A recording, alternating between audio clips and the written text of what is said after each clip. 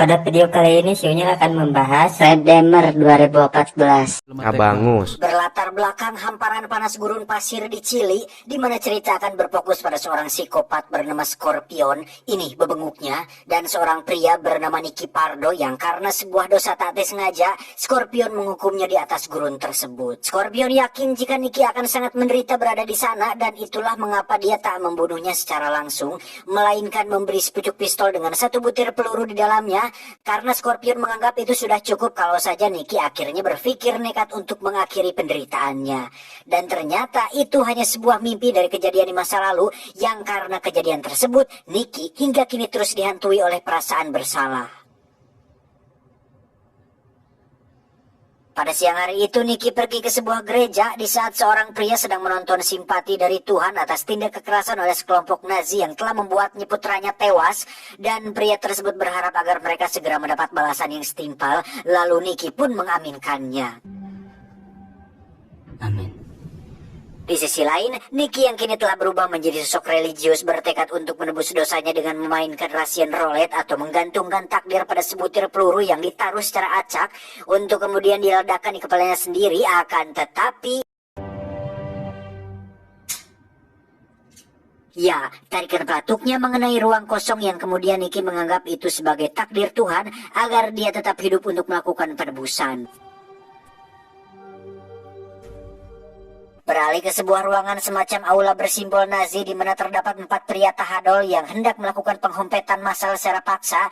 Namun tiba-tiba acara mereka gagal total karena tak diduga Nicky sudah berada di sana dan sekonyong-konyong meminta mereka agar segera bertaubat. Selain ajakan Nicky yang terasa geli di telinga mereka, tentunya juga dengan kehadiran dia saat itu telah cukup membuat kolor mereka ganggaraten sehingga tak ada alasan lagi bagi mereka untuk membiarkannya. Apalagi setelah salah satu dari mereka dibuat nampolin tak berdaya, spontan 3 pria lainnya pun merasa tertantang untuk langsung menyerang Nicky. Akan tetapi dengan gaya berkelahi yang Nicky peragakan jelas membuat 3 cucungik Nazi ini kewalahan, dan itu terbukti setiap kali mereka mencoba untuk menyerang, Nicky selalu mampu mematahkannya dengan sangat mudah.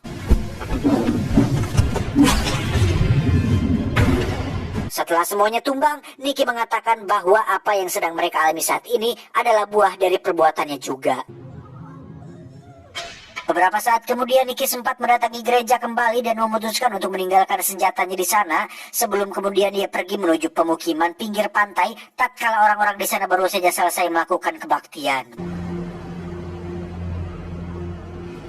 Ketika hari mulai gelap, Nicky tiba di sebuah kamar penginapan dan dengan perlengkapan ibadat yang selalu dibawanya kemanapun ia pergi, tiba-tiba dia kembali teringat akan dosa di masa lalu ketika seorang bocah anak Scorpion terbunuh tak sengaja olehnya.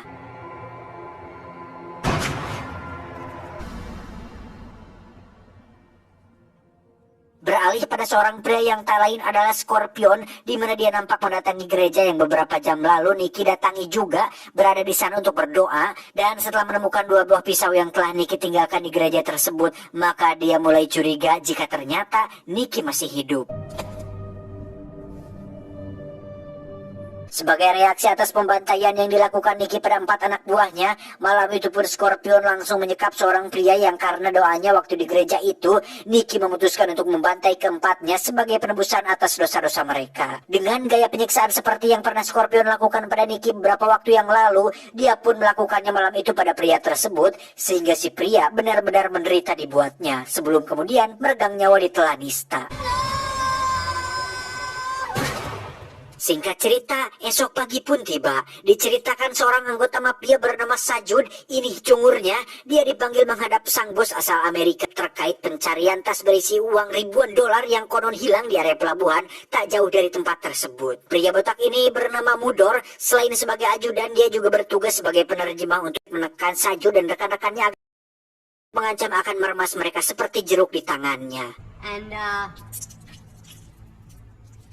Pada saat bersamaan terlihat beberapa preman pelabuhan menghampiri seorang nelayan bernama Gani, ini orangnya, dan mereka mencurigai bahwa Gani telah menemukan tas tersebut, namun karena Gani tak mau mengakuinya, maka keempat pria ini pun langsung menyicih kepalanya ke dalam air hingga kuyumut. Sementara itu Nicky yang sedari tadi menyaksikan dari kejauhan segera mengamankan si Gani dan membawanya ke rumah Antonia, alias sahabat dekat Gani satu-satunya yang bekerja sebagai pelayan kamar di komplek penginapan tempat Nicky tinggal saat ini.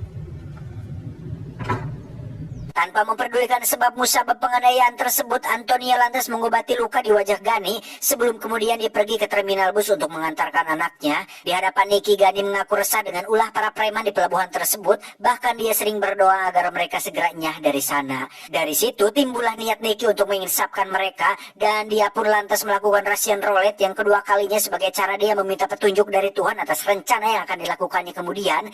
Hingga saat Nicky pergi mendatangi pangkalan preman-preman tersebut, alih-alih menyadari akan perbuatan dosa yang telah dilakukan, mereka justru menganggap Nicky orang gila, bahkan mengancam akan membunuhnya saat itu juga. Namun betapapun mereka terkenal dengan sikap-sikapnya yang brutal, tatkala dihadapan dengan kehebatan Nicky, mereka sama sekali ora ono opo-opone.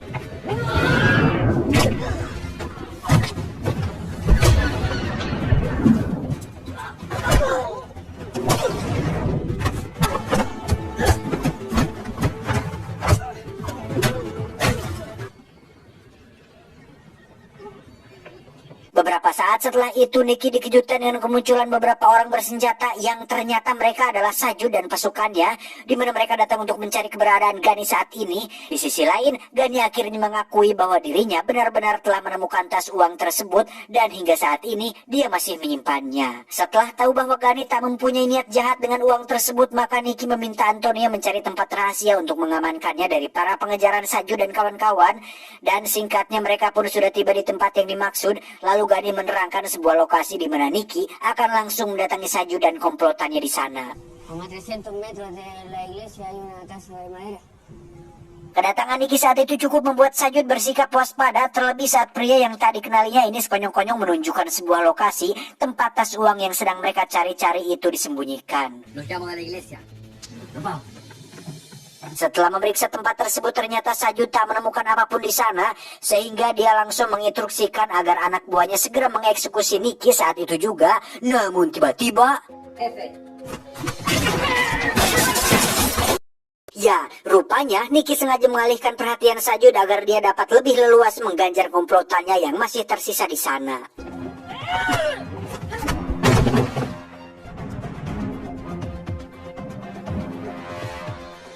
Sedangkan di tempat lain, Asep terlihat sedang asik-asiknya Japlin bersama Mudor, dan mereka baru terhenti ketika Sajud datang membawa berita buruk soal kedatangan sosok pria yang paling ditakuti dalam sejarah Amerika Latin, yaitu Nicky Pardo, sang pembalas dendam. Namun dalam hal ini Asep tak mau ambil pusing, yang penting Sajud bisa membawa kembali uangnya jika perlu dengan penggalan kepala Nicky sekalian. Bring me back 2 bags, one with my money and one with his head. Kembali lagi kepada Nicky yang baru saja tiba di tempat semula dengan membawa beberapa pistol hasil rampasan. Dikala itu Antonia bermaksud mengambil sebagian uang tersebut karena terdesak untuk biaya operasi anaknya. Akan tetapi Nicky sama sekali tak mengizinkan Antonia melakukannya. Bahkan dia mengambil semua uang tersebut dan membawanya pergi dari sana. Hingga Nicky tiba di suatu tempat, tiba-tiba dia saja terbayangkan tragedi masa lalu tatkala dia yang tak berdaya dipaksa Scorpion agar membunuh mendiang sang istri dengan tangannya sendiri. Sampai-sampai Nicky sempat berpikir nekat untuk mengakhiri hidupnya pada waktu itu. Bayangan itulah yang kemudian mengetuk hati Nicky untuk kembali ke tempat persembunyiannya tadi dan memberikan uangnya kepada Antonia. Meski di sisi lain Nicky tetap menganggap jika keputusannya itu salah, sehingga dia harus kembali meminta petunjuk Tuhan. Terlebih dia masih punya banyak rencana yang harus diselesaikan berikutnya. Dengan adanya firasat tak baik, Nicky lantas memeriksa keadaan di area sekitar yang ternyata Sajud dengan anggota komplotannya barunya nampak sudah berada di sana. Bahkan mereka langsung menggeledah kamar penginapan Nicky dan menyita beberapa benda yang masih tersimpan di sana. Atas ditemukannya benda-benda tersebut, dengan wajah cemas Mudor lantas meyakinkan Asep bahwa sosok sang penebus telah berada di sekitar mereka. Namun lagi-lagi Asep hanya peduli dengan bisnisnya saja. Sedangkan untuk mengatasi situasi tersebut, dia justru menunjuk salah seorang yang pengalamannya masih belum seberapa. Hey, Icaro, come on. Hey, get here. Singkat cerita, siang itu Sajud sudah berada di pelabuhan untuk mengawal paket obat terlarang yang baru saja didatangkan, di mana selanjutnya mereka akan melakukan COD di tempat berbeda. Mengetahui rencana tersebut, Nicky lantas membuntuti mereka, karena itu satu-satunya cara agar dia bisa bertemu berbenguk Asep secara langsung. Selama transaksi itu terjadi, Nicky terus mengawasi dari kejauhan, hingga saat mereka bergerak pergi, dia pun lantas mengikutinya. Namun ketika mereka akhirnya curiga sedang dibuntuti, maka penyerangan pun dilakukan, dan dengan terpaksa memaksa Nikki harus kehilangan targetnya karena pria amatiran tadi sengaja mereka turunkan untuk dijadikan pengalihan. Setelah itu terjadilah pertarungan sengit antara keduanya.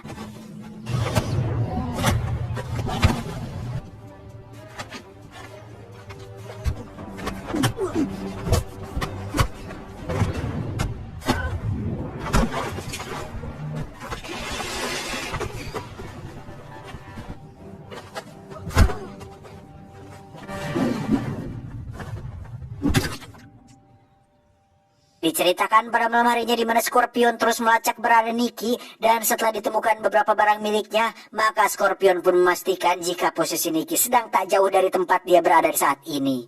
Untuk memancing Nikki keluar dari persembunyiannya, Scorpion bahkan menembak mati seorang rekan Sajun. Lalu esoknya Sajun melaporkan kejadian tersebut pada Asep sambil memperlihatkan selongsong peluru bergambar kalajengking. Mudor yang sangat paham akan simbol tersebut spontan terlihat semakin panik karena menurutnya keberadaan Nikki Pardo dan Scorpion di sana akan membawa malapetaka bagi dia dan perkumpulannya. Meski pada kenyataannya sikap cengeng itulah yang kemudian Mudor dianggap tak berguna, sampai-sampai Asep memutuskan untuk menghabisinya saat itu juga.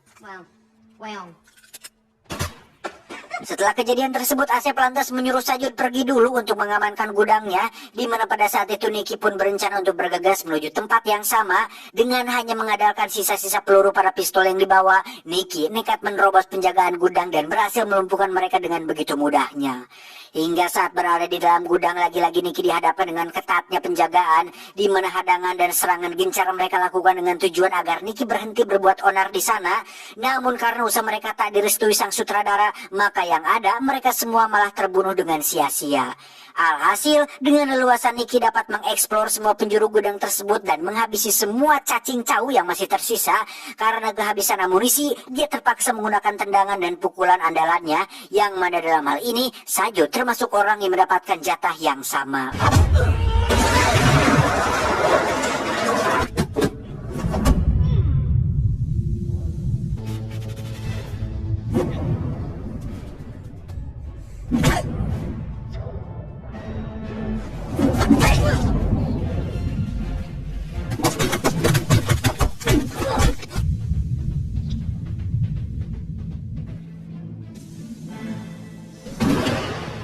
Saat hari mulai gelap, Nikki meneruskan misinya menuju rumah Asep yang tak seperti biasanya. Di sana nampak sepi jempling, tak ada aktivitas orang-orang berkerumun. Dan betapa terkejutnya Nikki tatkala menemukan Asep yang tengah duduk membeku dengan lubang tembakan di jidatnya, serta keluar dua cucu kalajengking dari lubang tersebut. Dengan seketika Nikki pun teringat sang pemilik selongsong peluru bertanda kalajengking yang tiba-tiba datang memukul Nikki dari arah belakang hingga jatuh tak sadarkan diri. Dalam kondisi tersebut, Nikki kembali dibawa pada kejadian masa lalu, di mana ternyata perseteruan antara Nikki dan Scorpion ini sudah berlangsung sangat lama dan semakin beruncing lagi setelah anak Scorpion tewas oleh Nikki karena salah tembak. Singkat cerita, siang pun caang. Ketika Nikki tersadar, rupanya Scorpion telah membawanya ke pesisir pantai, di mana dia dipaksa berlutut untuk memohon pengampunan Tuhan atas kesalahannya. Sama seperti Antonia dan Gani yang diam-diam, Scorpion juga telah menemukan mereka dan menawannya. Di bawah ancaman pistol yang sudah siap diledakkan, Gani dipaksa untuk memainkan Russian roulette. Bahkan Antonia juga jadi sasaran tembak Scorpion sebagai bukti bahwa ancaman terhadap Gani ini bukan sekedar main-main belaka. Namun karena Gani menolak melakukannya, akhirnya Scorpion pun membunuhnya. Saat giliran Antonia dipaksa melakukan hal yang sama, Nikki bisa merasakan sebuah tatapan mendalam dari Antonia yang kembali mengingatkan dia pada detik-detik kematian mendiang sang istri saat Scorpion melakukan permainan serupa, yang intinya Scorpion baru akan membunuh Nikki setelah dia membuatnya menderita terlebih dahulu. Namun ketika perhatian Scorpion sedikit lengah, Antonia spontan melakukan sedikit gertakan sebelum kemudian Nikki menyusulnya dengan sebuah tendangan ke arah pistol Scorpion yang sekaligus jadi awal perkelahian keduanya dengan tangan kosong.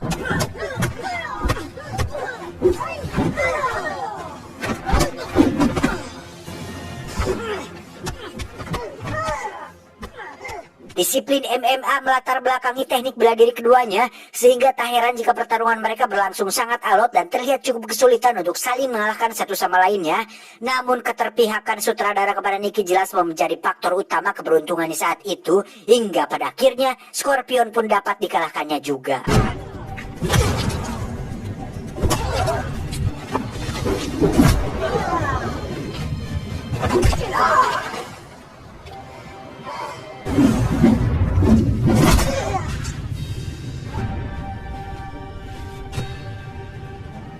Dan yang terpenting adalah betapapun Scorpion telah perlakukan Nikki dengan sebegitu kejamnya, Nikki tetap mengakui kesalahannya yang telah dia perbuat tanpa membalasnya dengan lebih kejam lagi. Alih-alih memberi Scorpion kesempatan kalau dia punya untuk kesempatan bertaubat dan bertemu kembali dengan anaknya di surga sana.